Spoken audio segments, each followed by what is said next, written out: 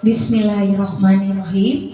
Assalamualaikum warahmatullahi wabarakatuh. Waalaikumsalam warahmatullahi wabarakatuh. Yang terhormat Bapak Kepala SMP SMP Negeri 95 Jakarta, Bapak Pramono SPD. Yang saya hormati Ibunda Kasatlah SMPN 95 Jakarta, Ibunda Komsatun SPD. Yang terhormat Ibu Wakil Kepala Sekolah Bidang Akademik, Ibu Rini Widowati SE MPD. Yang saya hormati Bapak Wakil Kepala Sekolah Bidang Kesiswaan dan Humas, Bapak Ruslan SPD. Yang terhormat Ibu Staf Kesiswaan Ibu Isrotun Hasanah. Yang terhormat Ibu Bendahara Barang Ibu Afifah Yuntapa SPD. Dan yang saya cintai dan yang saya banggakan Ibunda dan Bapak Guru serta Walas, yang saya tidak bisa sebutkan satu persatu, tapi tidak mengurangi rasa hormat dan sayang-sayang kepada Bunda dan Bapak semua. Izinkan saya, Riana Dewi, CGP Angkatan 9, asal dari DKI Jakarta, asal sekolah dari SMP Negeri 95 Jakarta, menyampaikan presentasi diseminasi tentang budaya positif di sekolah. Baiklah Bunda dan Bapak, untuk memulai kegiatan pada hari ini agar berjalan lancar dari awal sampai akhir, kita baca basmalah bersama-sama. Bismillahirrahmanirrahim. Terima kasih Ibu dan Bapak atas kehadirannya. Izinkan saya membacakan pantun. Bangun cepat di pagi buta, pergi ke kebun untuk membabat. Salam sapa untuk semua para hadirin yang terhormat. Terima kasih, mohon maaf. Pada hari ini terima kasih yang terhingga kepada hadirin semua yang sudah meluangkan waktu, meluangkan pikirannya dan meninggalkan kegiatan istirahatnya untuk menghadiri presentasi saya pada hari ini. Baik Bunda dan Bapak, materi yang akan saya sampaikan adalah aksi nyata berbagi budaya positif. Oke, sebelum kita masuk kepada acara inti, kita akan memecahkan kebukuan sejenak untuk bermain ice breaking. Di depan ada mengenal warna. Tugas Bunda dan Bapak adalah kemana ini ya? Oh, oke, siap. Salah. Sebentar. Ya. Adalah menyebutkan warnanya saja. Warnanya saja ya Bunda ya. Siap. Konsentrasi. Oke. Tugas warna saja. Oke. Merah. Oke. Coklat. Warnanya saja. Hijau. Putih. Biru. Kuning. Oke, siap Bunda? Oke, yang pertama. Oke. Hitam. Hijau. Merah. Biru. Oke. Kuning. Biru. Oke, konsentrasi. Kuning. Hijau. Oke. Terakhir Pak Peri. Biru. Putih. Satu lagi. Merah. Kuning. Hijau. Konsentrasi. Oke. Terima kasih. Tepuk tangan untuk kita semua. Iya. Oke. Yang nggak bisa dihukum katanya. Oke. Baik. Bunda, kita akan berbicara memang tentang hukuman, penghargaan dan sebelum kita masuk tadi Bunda Mul bilang Bunda yang cantik, kalau yang nggak bisa dihukum saja. Oke, apakah Anda setuju dengan pernyataan ini? Hukuman dapat mendisiplinkan anak. Setuju. Oke, yang kedua, memberi penghargaan dapat meningkatkan motivasi belajar anak. Setuju. Kira-kira ada yang mau berpendapat kenapa bisa setuju 2 poin ini? Oke, Bapak Peri, dipersilakan.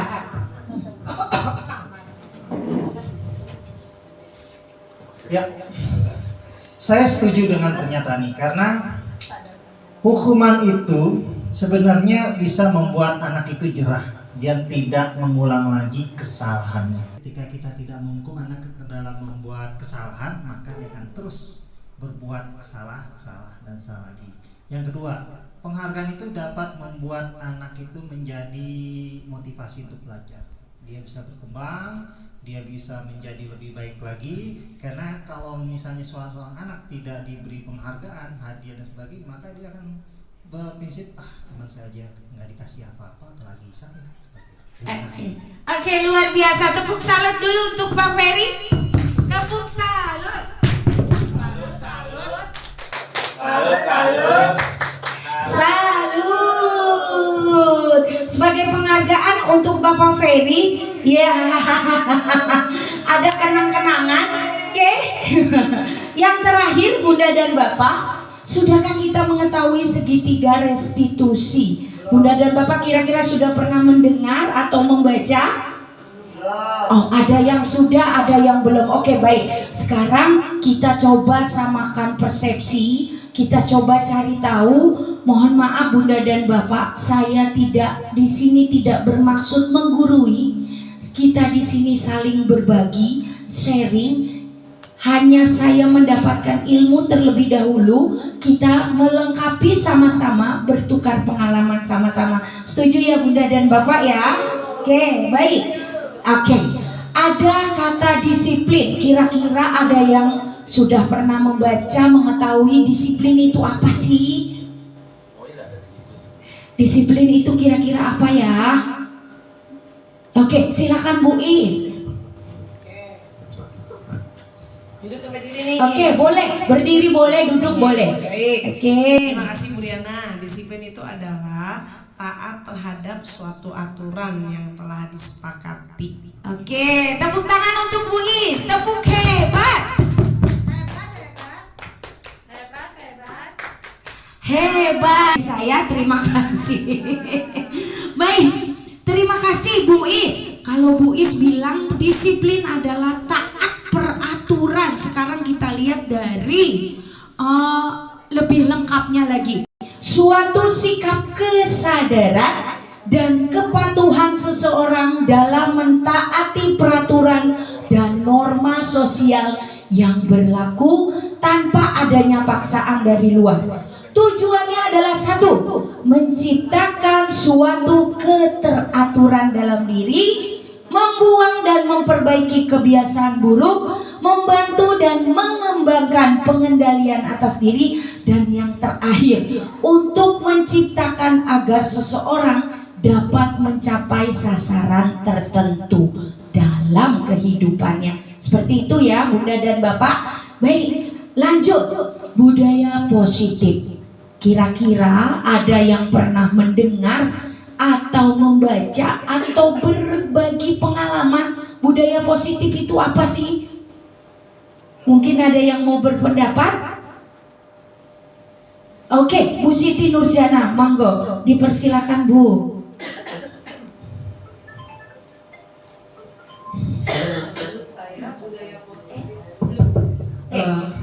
Menurut saya budaya positif itu adalah kebiasaan-kebiasaan yang terus dilakukan, ditanamkan, dibiasakan kepada anak-anak ya, yang berkaitan dengan nilai-nilai moral, spiritual, kemanusiaan dan yang lain-lainnya. Oke, beri tepuk tangan untuk Bu Nurjana. Tepuk salut. Salut, salut. Salut, salut. Salut. Terima kasih Ibu Siti Nurjana Iya, luar biasa Ibu Siti Nurjana tadi mengatakan bahwa budaya positif adalah satu nilai-nilai kebajikan yang ada pada diri anak. Nah, secara lengkap budaya positif adalah nilai-nilai keyakinan dan kebiasaan di sekolah yang berpihak pada murid agar murid dapat berkembang menjadi pribadi yang mandiri, penuh hormat dan bertanggung jawab. Ya, ini ada contoh yang sudah terjadi. Pembiasaan positif, ada penghiburan ketika ada yang meninggal, pembiasaan pagi oleh Pak Mama, ya. Terus ada salam senyum sapa sopan santun 5S dengan penyambutan tamu. Oke, baik. Ibu dan Bapak, adakah yang mengenal tokoh yang ada di depan? Ya, beliau adalah Dr. William Gloucester atau biasa dikenal dengan Gosen. Ya, tokoh ini adalah tokoh yang memiliki kontribusi terbesar dalam bidang psikologi. Beliau lahirnya di Cleveland, Ohio tahun 1925. Karya yang paling terkenal adalah teori pilihan, choice theory, dengan satu karyanya ini yang sangat terkenal dan digunakan di mancanegara. Pada tahun 2005 mendapatkan Life Achievement Award oleh Pusat Internasional dari Studi Psikiatri dan Fisiologis atas kontribusinya. Baik, Bunda dan Bapak, kita lanjut saja. Oke. Beliau mengatakan bahwa setiap tindakan manusia memiliki tujuan tertentu, yaitu memenuhi kebutuhan dasarnya. Kemudian ada 5 kebutuhan dasar yang harus terpenuhi dan memadai. Maka ketika itu dipenuhi, murid akan tumbuh seimbang dan bahagia.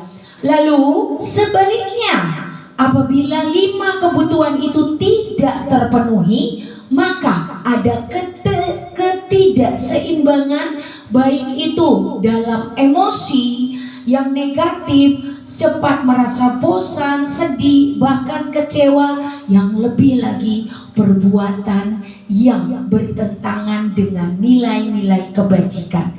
Ya, yang kita sebut sebagai anak nakal, anak bandel, tidak taat aturan, seperti itu ya Bunda dan Bapak.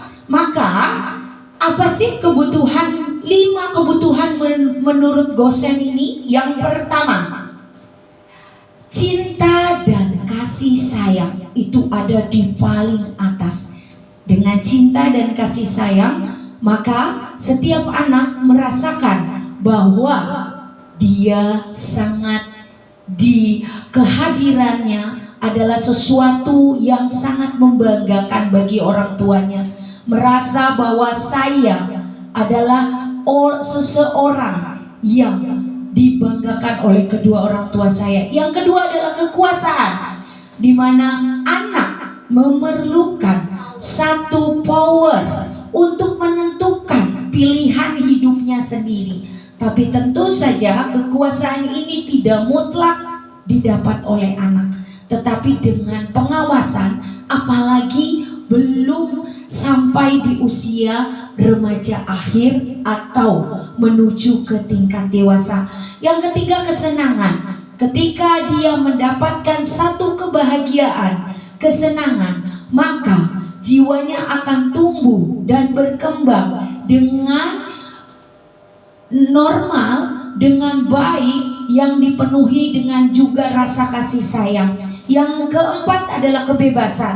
Anak memerlukan saatnya bermain, anak memerlukan satu kebebasan untuk menjalani bakat dan minat yang dimilikinya. Yang terakhir adalah survival atau bertahan hidup, di mana mereka membutuhkan seseorang yang bisa mengajari mereka ketahanan mental, kecerdasan emosional, untuk mereka berlatih mengatasi permasalahannya dan mempertahankan hidupnya, menjalani masa-masa perkembangannya.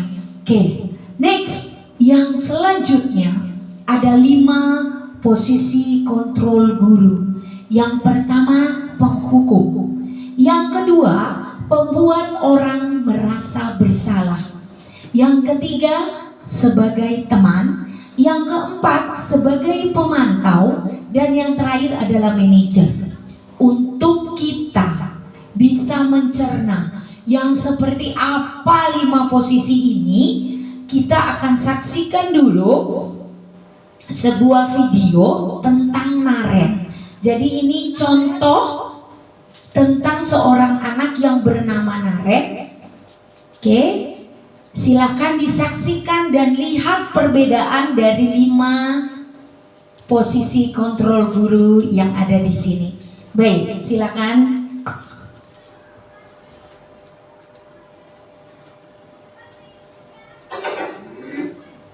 Dikirain tadi suara gurunya lagi. Iya.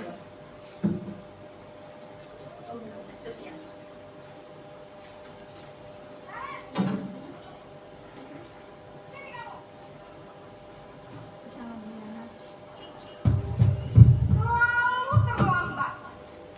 Kamu deh, pasti terlambat. Maaf, saya Apa? Apa coba? Alasan kamu apa lagi? Kapan sih kamu tidak terlambat? Malas sekali ya kamu jadi anak. saya Dasar pemalas. Gak kapok-kapok sih kamu. Sudah berapa kali terlambat?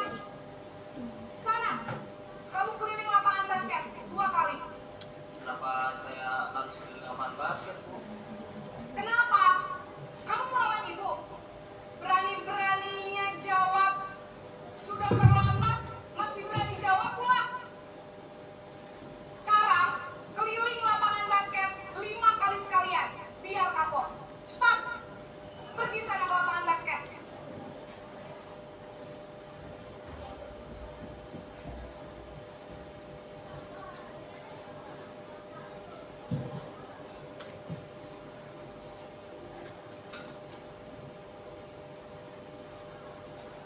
Naren!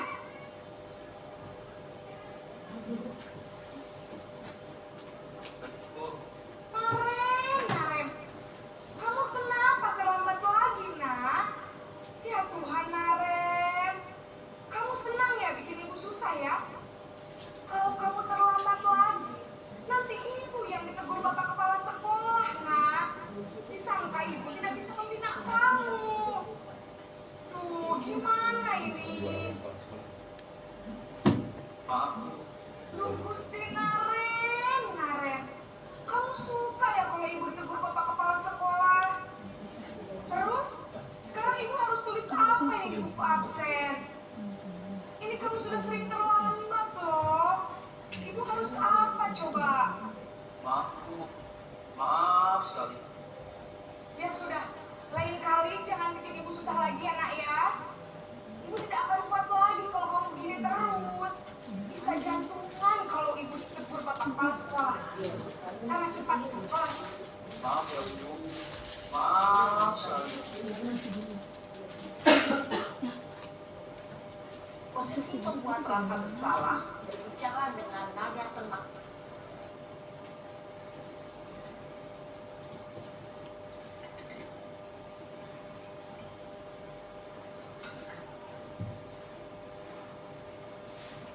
Naren!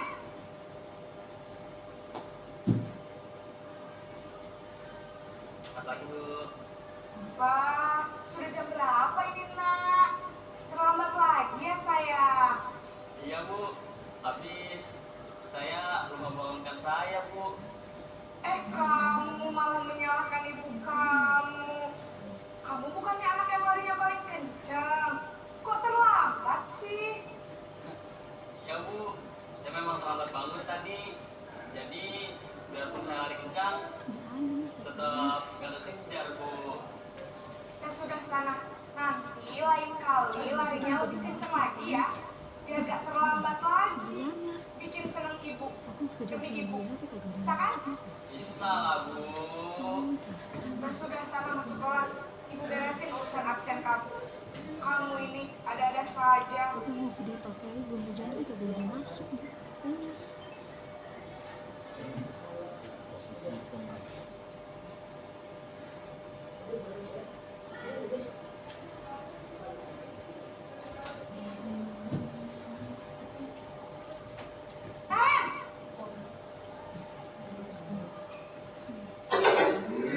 Selamat pagi Bu. Naren, apa peraturan sekolah kita tentang jam berapa kita harus masuk sekolah, nak? Kita harus sekolah jam 7 Bu. Ya betul, sekarang sudah jam 7.20. Naren sudah tahu konsekuensinya jika terlambat hadir. Paham Bu. Saya harus tinggal kelas pas jam istirahat selama 20 menit. Ya benar, konsekuensinya demikian. Jadi nanti jam 9.30 pas istirahat, kamu harus tinggal di kelas, kerjakan tugas tambahan untuk ketertinggalan kamu ya. Baik Bu. Naren,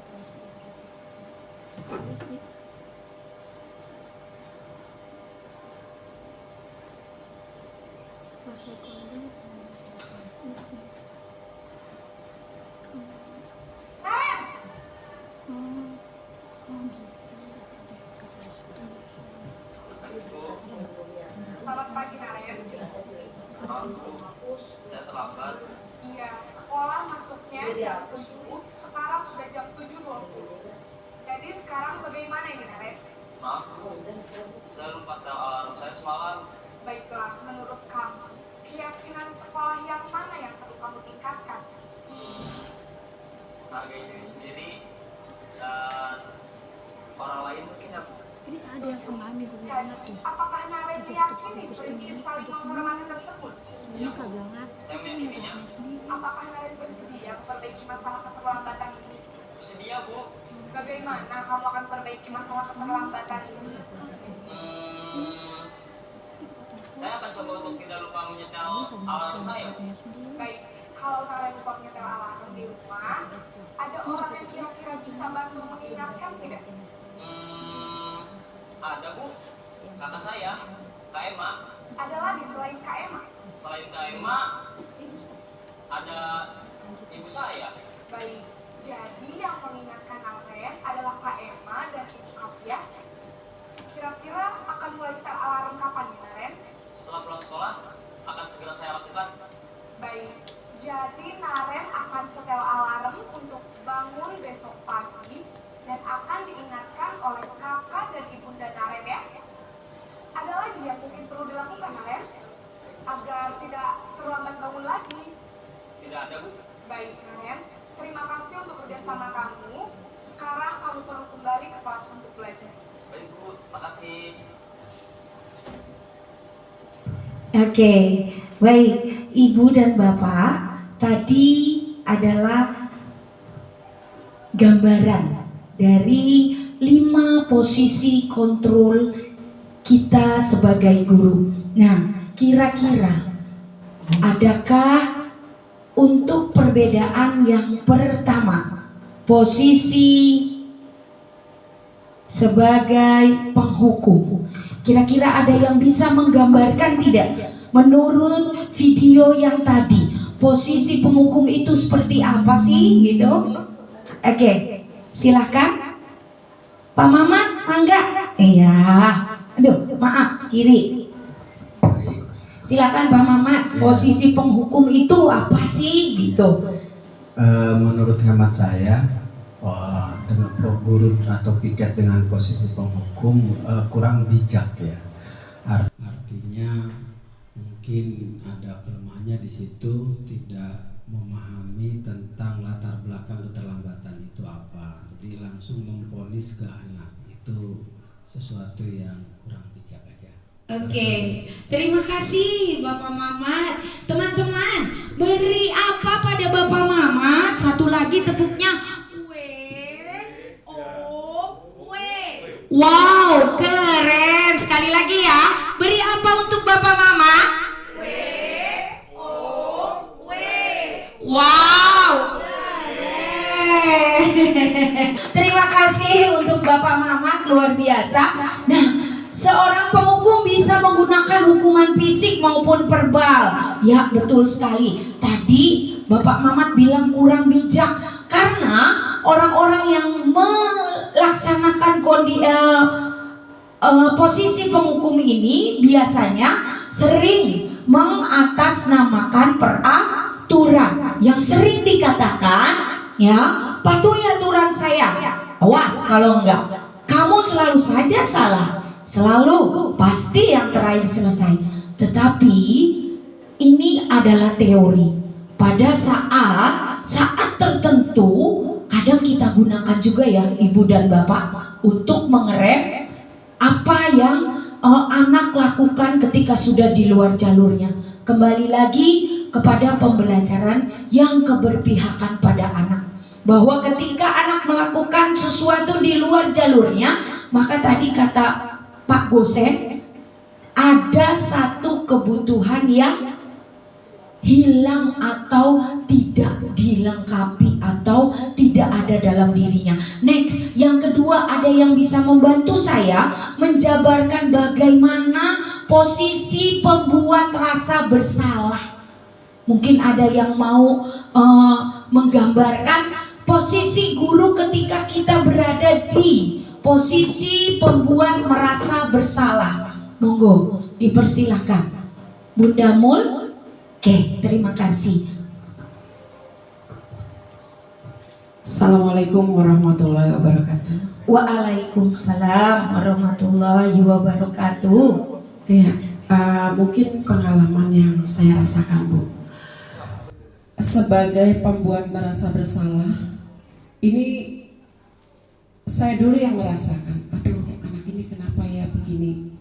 Jadi saya kalau menghukum itu anak nanti akan mengulang begitu, dan merasa anak ini bukan semakin baik tapi semakin melaksanakan itu lagi, merasa tidak ada jerak gitu. Nah, baiklah saya memulai dengan membuat dia merasa bersalah. Diawali dari dalam diri dulu, Bu, dalam diri kita. Aduh, nah, kenapa sebegitu kamu gak sayang ibu ya? Seakan-akan kita tuh tersentuh hatinya. Dan karena kita tersentuh hatinya, mulailah kita bicara kepada anak. Kamu gak sayang guru ya? Kamu membuat Bu Guru malu. Apa nanti kata kepala sekolah? Seakan-akan Bu Guru gak mengajarkan kamu. Nah, setelah itu barulah kita merasakan dia dan saya itu merasa seakan ikatan gitu loh, Bu. Kalau saya menerapkan seperti itu. Jadi itulah menurut saya, dan itu pernah saya lakukan beberapa kali terhadap anak-anak yang berbeda. Tapi Bu, kadang kalau itu saya lakukan, air mata saya mengalir. Karena dari hati ya, dari hati melaksanakan itu sehingga tidak terasa air mata mengalir, dan anak juga begitu sama. Oke, itu saja dari saya. Wah, luar biasa. Beri apa untuk Bunda Mul? Wow, keren. Beri tepuk tangan dong untuk Bunda Mul. Terima kasih Bunda Mul. Ya, betul sekali bahwa pembuat merasa bersalah, di mana kita bermaksud menyentuh relung hatinya yang paling dalam. Ini tapi ada sisi negatif dan positifnya. Sisi negatifnya di posisi ini ya Bunda dan Bapak, anak akan memiliki penilaian yang buruk terhadap diri mereka, dan murid merasa tidak berharga dan telah mengecewakan orang yang disayanginya. Ya, mereka akan merasa tidak nyaman, bersalah dan rendah diri. Dan mereka juga ya, biasanya anak-anak ini akan tersentuh ketika suara-suara ibu gurunya sudah mulai melembut.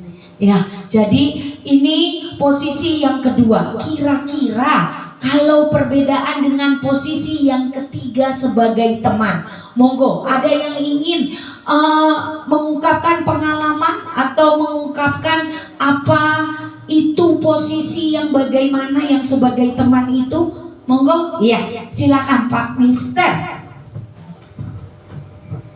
Ya baik, kalau dalam posisi teman nih biasanya kita menganggap murid itu karena sudah terlalu sering dia membuat masalah, tapi kita tahu apa sih permasalahan di belakangnya dia.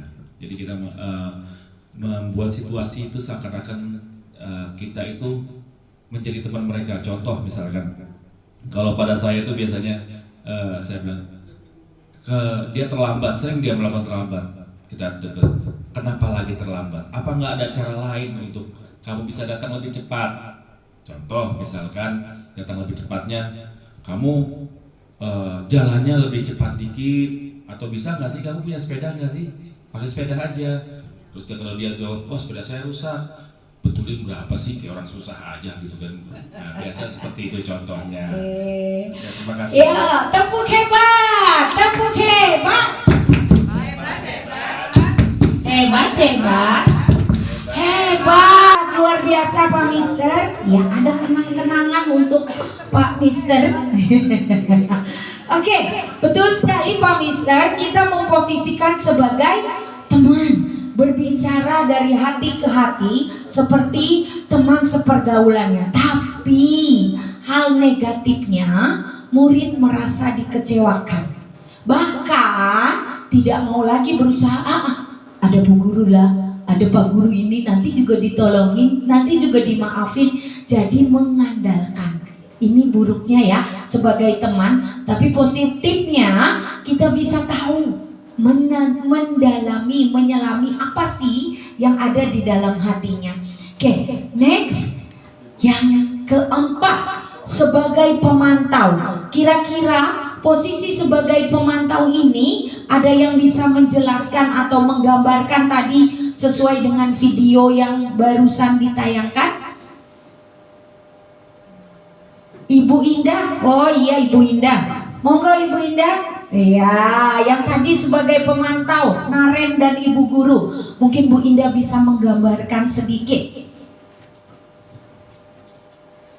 Iya, kalau menurut saya sebagai pemantau ini tadi sudah dibilang berkali-kali melakukan kesalahan, kemudian dicoba dengan cara memberikan hukuman, terus tadi lanjut membuat dia merasa bersalah, kemudian diubah lagi menjadi seolah-olah kita berteman. Akhirnya mereka hanya menggampangkan, seperti yang tadi Ibu bilang, oh iya nanti ada Bu Riana ini yang bakal ngebela. Akhirnya di sini kita mengambil keputusan bahwa mereka harus tahu bahwa tidak selamanya setiap kesalahan itu terus di backup, terus dibenarkan dengan cara menyentuh hatinya gitu. Kemudian mereka harus tahu konsekuensi dari setiap tindakan yang mereka lakukan. Oke, terima kasih. Tepuk salut. Salut, salut. Salut, salut. Salut. Terima kasih Ibu Indah, luar biasa. Semuanya konsentrasi memperhatikan bahwa video Naren tadi ya, semua digambarkan dengan jelas. Yang terakhir, ya, ini posisi manajer. Oke, kira-kira ada yang mau berpendapat atau menggambarkan posisi tadi manajer itu seperti apa dan bagaimana penerapannya? Oke, silakan. Oh, Ibu Amel, silakan Ibu Amel. Ya, silakan Ibu Amel. Oke, silakan Ibu Amel, mungkin bisa menggambarkan sedikit bagaimana tentang posisi manajer. Ketika menghadapi masalah anak itu kali. Oke, kemudian Tidak menyamaratakan kesalahan anak. Oke. Gitu. Udah. Oke, ya. Oke, silakan. Ada yang mau menambahkan katanya Pak Mister. Terima kasih Ibu Amel. Oke, tepuk salut dulu untuk Ibu Amel. Salut, salut. Salut, salut. Salut. Oke, ada yang mau menambahkan. Oke, silakan Pak Mister. Sekedar sharing saja, Bu Riana, Ya. Guru sebagai. Jadi kalau posisi manajer ini biasanya kita tuh guru itu dalam posisinya kita tuh memberikan, tidak hanya memberikan sanksi, tapi kita harus tahu latar belakangnya dia dulu. Oke. Misalkan pada saat dia terlambat, kenapa? Kita memberikan pertanyaan, kamu kenapa terlambat? Apa di jalan ada sesuatu? Nah, kita sudah tahu permasalahannya di apa, kita mengasih saran. Apa rencana kamu besok supaya tidak terlambat? Jadi kita tidak langsung memberikan sanksi untuk salah dia. Kamu nggak boleh begini-gini, nggak boleh. Jadi seorang manajer itu harus memberikan suatu posisi di mana mereka murid itu bisa mempertanggungjawabkan perlakuannya, perilaku yang dilakukan. Kenapa dia terlambat? Apa jalan keluarnya dan bagaimana cara mengatasinya? Luar biasa. Beri apa untuk Pak Mister?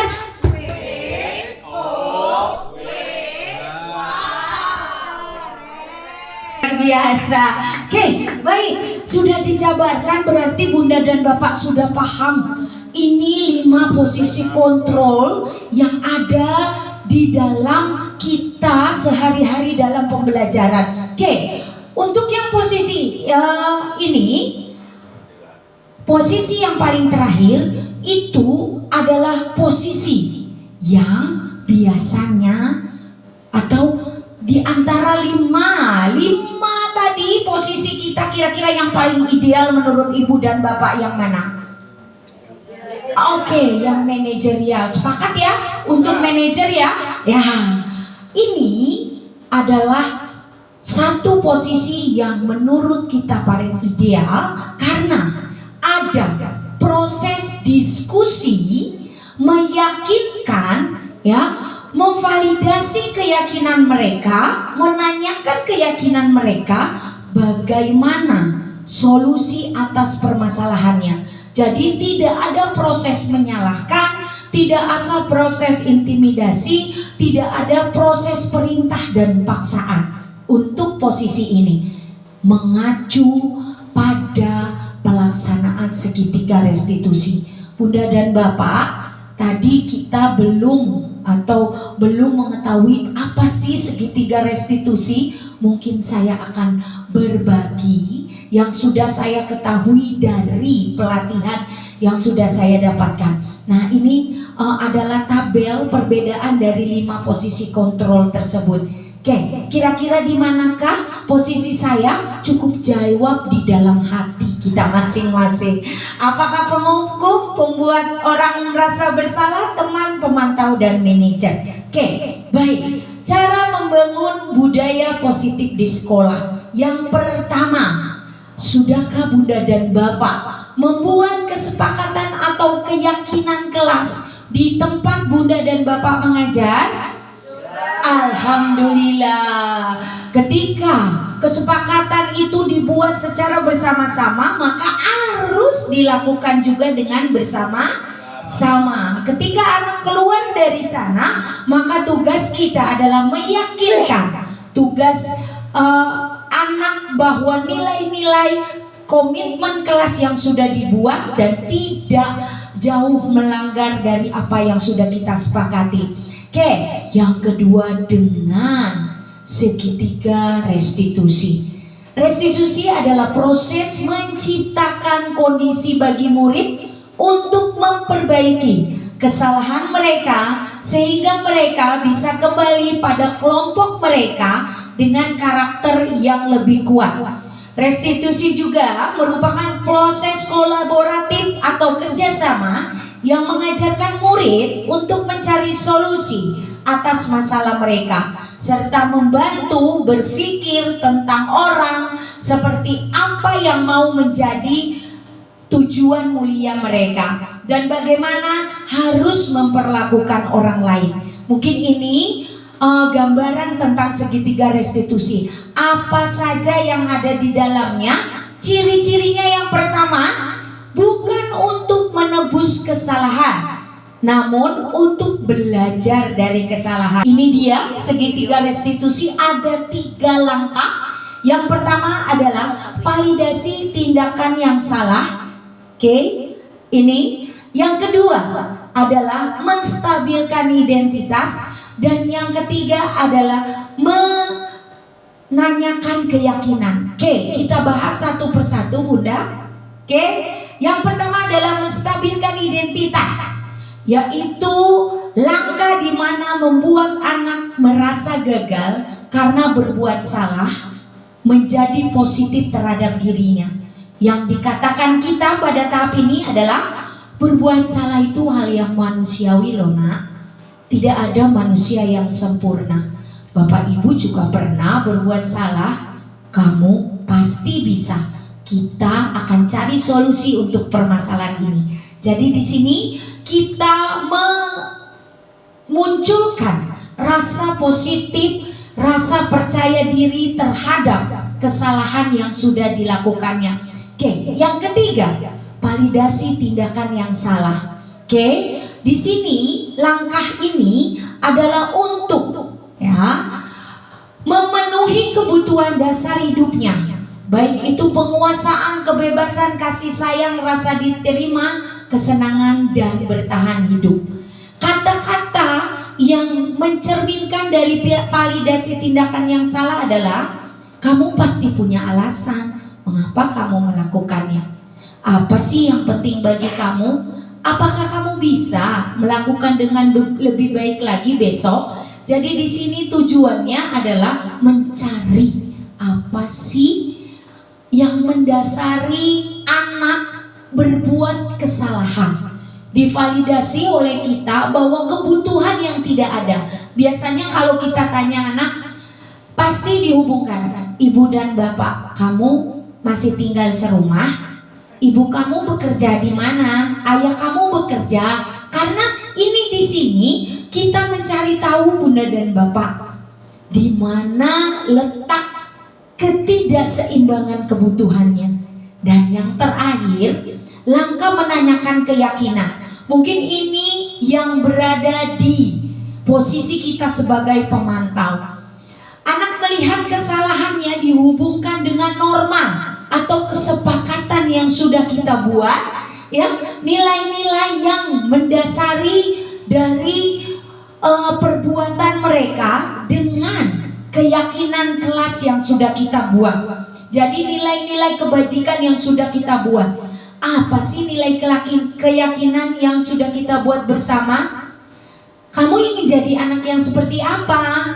Apa yang kamu rasakan setelah melakukan itu? Kamu menjadi orang yang seperti apa? Atau kira-kira keyakinan kelas yang poin berapa yang kamu langgar kalau terlambat? Seperti itu ya bunda dan bapak ya. Bisa dipahami ya bunda? Ada 3. Tadi yang pertama adalah menstabilkan identitas. Yang kedua, validasi tindakan yang salah. Dan yang terakhir adalah menanyakan keyakinan. Oke, sekarang ada ice breaking, shake your body sebelum kita menuju berikutnya. Oke, kita cari dulu videonya. Ibu dan bapak boleh berdiri. Wah, sepertinya kita sudah mulai mengantuk lelah. Oke, boleh diikuti? Iya, berubah. Iya. Iya.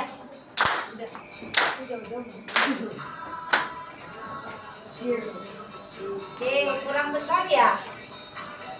Pakai ini nggak bisa tadi ya? Udah dikeluarin. Oke. Ibu kita ulang ya. Mohon maaf biar suaranya terdengar. Mohon maaf kita ulang.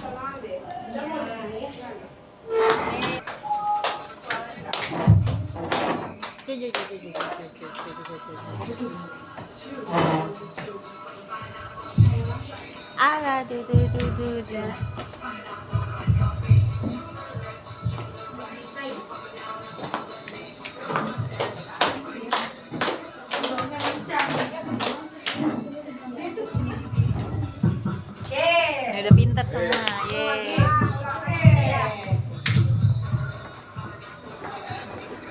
Oke, Budi, lanjut aja. Kita dulu kok. Ya. Oke. Silakan. Oke. Tadi dia mana sih? Silakan Bunda. Ya. Do.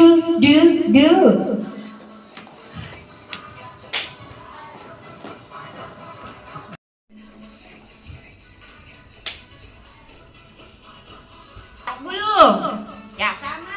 Kiri lompat, ya. Lutut. Ya. Kiri lompat, ya. Lutut. Ya, bertepuk tangan. Oke, terima kasih Bunda dan Bapak. Wah, luar biasa. Oke, baik. Luar biasa, Bunda dan Bapak masih semangat mengikuti kegiatan pada hari ini. Oke, baik. Sebelum kita menuju ke sesi berikutnya, agogo. Oke, kita akan coba merefleksikan apa yang sudah kita dapatkan pada hari ini. Tapi sebelumnya Bunda dan Bapak, mungkin ada yang mau berbagi, bertanya, atau mengungkapkan sesuatu yang ingin. Oh ya, silakan Bunda Mul, silakan. Alhamdulillah, pada yang lalu saya sudah menerapkan Bu Riana. Siap. Kesepakatan kelas. Beri tepuk tangan dong untuk Bunda Mul, luar biasa. Iya, luar biasa.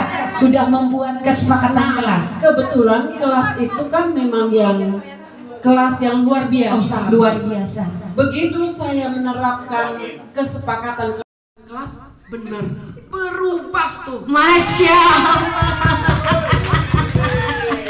Tapi ada satu hal yang Iya, mau aku minta dari Bu Riana. Siap. Solusinya gimana ya? Iya. Soalnya kemarin begitu kesepakatan, ayo kita kesepakatan dulu. Siapa yang berisi, yang ngobrol, silakan. Apa maunya? Bagaimana hukumannya? Hukuman. Aku nggak maunya hukuman, Bu Riana. Iya. Jadi gimana solusinya?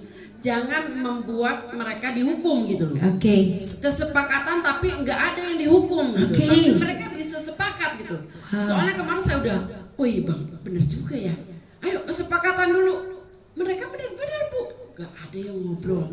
Begitu ada satu ngobrol, baru kita.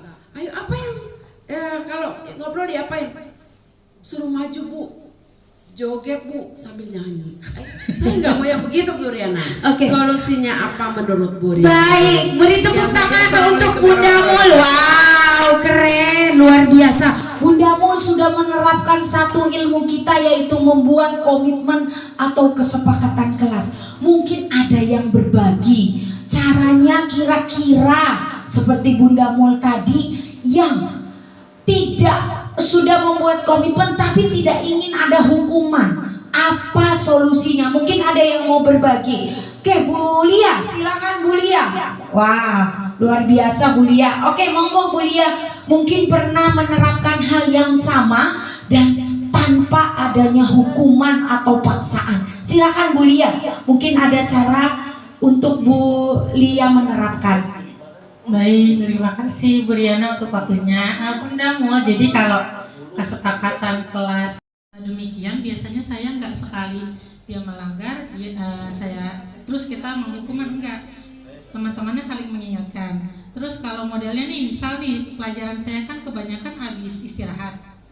Ini sisa-sisa makanan nih masih dibawa ke kelas.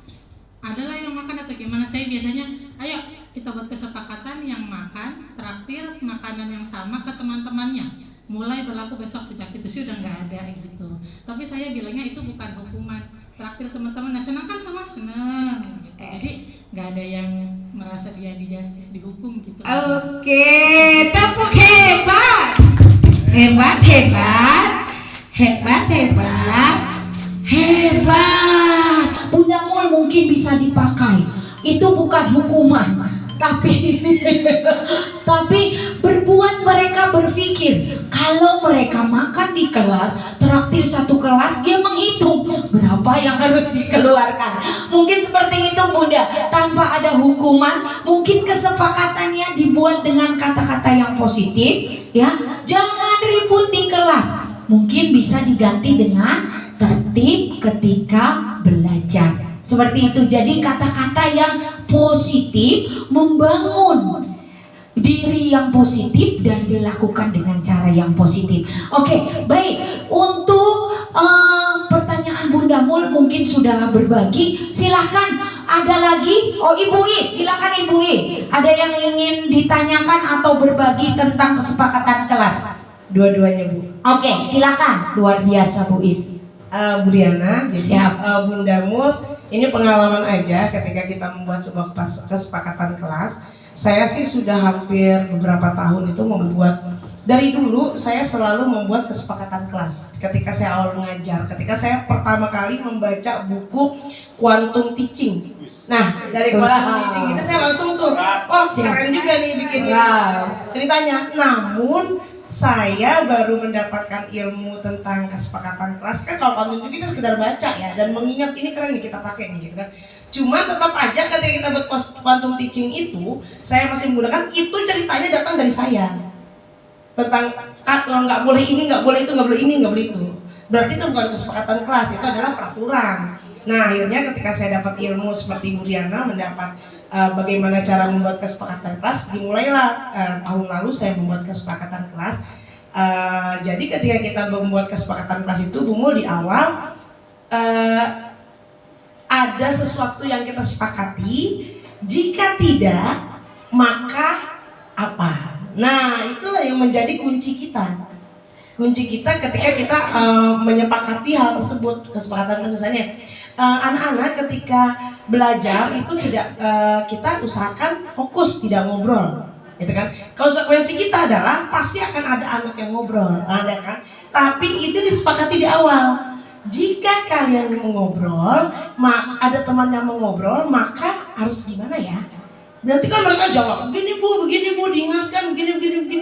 Jadi tidak mendadak, kesepakatan di awal ada, muncul konsekuensi gitu kan, baru ketika ada kesalahan. Nah enaknya dibuat kesepakatan, terus ada konsekuensinya langsung di awal juga. Jadi ketika kita mengingatkan enak gitu. Jika ada yang ngobrol, oh iya kesepakatan nomor berapa nih yang dilanggar si A gitu kan. Oh kesepakatan nomor 3 Bu, ngobrol. Oh kalau dia melanggar berarti dia harus apa gitu. Oh luar biasa. Iya. Bukan hukum, artinya konsekuensi ya. Konsekuensi. Kalau hukuman itu adalah aturan yang kita buat secara pribadi diterapkan. Kalau konsekuensi sudah menjadi kesepakatan. Oke, beri apa untuk Bu Is? W. Wow, keren, luar biasa Bu Is. Terima kasih Bu Is. Baik.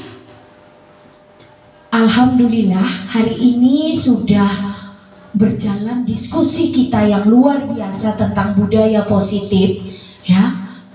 Sampailah kita di penghujung dari kegiatan kita ini. Kita akan masuk kepada sesi refleksi. Yang pertama, hal baru apa yang mengubah paradigma saya dengan apa yang saya dapatkan hari ini.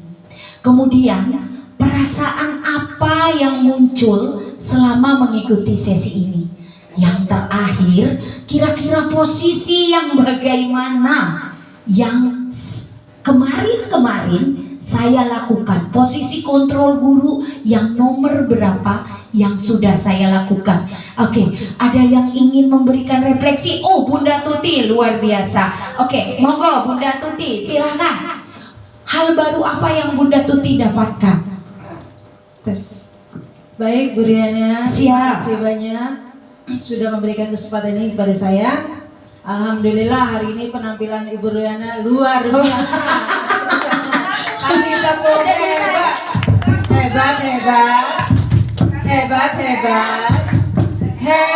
Wah. Waduh, jadi tersayung. Baik. Alhamdulillah saya mendapat pencerahan dari Ibu Riana tentang bagaimana posisi kontrol guru. Selama ini saya merasa posisi saya sebagai penghukum. Mudah-mudahan setelah mendapat pencerahan dari Ibu Riana bisa lebih baik lagi, bisa lebih bijak lagi. Alhamdulillah. Wow. Beri apa untuk Bunda Tuti? W. Wow. Wow, keren. Terima kasih Bunda Tuti. Nah, yang pertanyaan kedua, perasaan apa yang muncul mengikuti sesi ini dan posisi guru seperti apa yang saya sudah lakukan? Mungkin ada yang ingin lagi berkomentar. Miss Yuni, silakan Miss Yuni. Wow. Oke, silakan Miss. Ya, biar adil semua kebagian Miss. Assalamualaikum warahmatullahi wabarakatuh. Waalaikumsalam warahmatullahi wabarakatuh. Setelah saya mengikuti rangkaiannya acara Buriana Dewi yang luar biasa ini, alhamdulillah ya. Saya akan mungkin selama saya akan lebih introspeksi lagi ya, terutama tetapi saya rasa sih saya nggak begitu yang terlalu gimana sama anak gitu, karena saya selalu memberikan fun learning, karena pelajaran saya itu kan pelajaran yang nggak banget disukain sama anak-anak, hanya tertentu gitu. Jadi tetapi dengan materinya Buriana Dewi juga buat memperkaya ilmu saya dalam menghadapi anak-anak ya, menghadapi anak-anak lebih sabar lagi, lebih mungkin saya lebih ke belajar sama Buriana bahwa anak-anak itu juga seperti anak-anak masih TK juga, SD juga gitu ya Bu. Jadi insya Allah saya akan lebih improve lagi sama anak-anak. Oke, tepuk hebat. Hebat.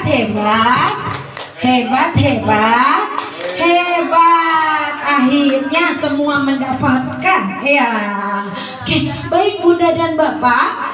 Oke, selesai sudah kegiatan kita pada hari ini. Kalau boleh saya menyimpulkan bahwa membentuk budaya sekolah dengan berfokus pada kebutuhan murid dan pertumbuhan karakter positif bukanlah hal yang mudah, tetapi kita mampu melaluinya dan merencanakan yang terbaik untuk murid dan sekolah. Buah dari kerja keras kita, mungkin nanti kita akan melihatnya ketika kita menyadari bahwa murid kita telah tumbuh menjadi seseorang dewasa yang sukses dan memiliki karakter yang berintegritas tinggi, bertanggung jawab, dan dapat diandalkan. Dan yang terpenting, berbudi pekerti luhur dan bermanfaat bagi lingkungan dan negaranya.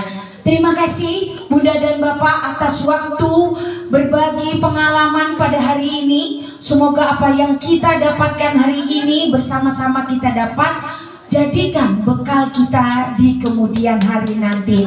Baik Bunda dan Bapak, saya selaku pembagi materi ya, mengucapkan mohon maaf yang sebesar-besarnya apabila ada kata-kata yang kurang berkenan di hati Bunda dan Bapak. Kalau boleh tadi dibuka dengan pantun, maka saya akan tutup dengan pantun. Biru laut seperti kolam, ikan paus pandai menyelam. Dari lubuk hati yang paling dalam, saya tutup presentasi dengan salam. Wassalamualaikum warahmatullahi wabarakatuh.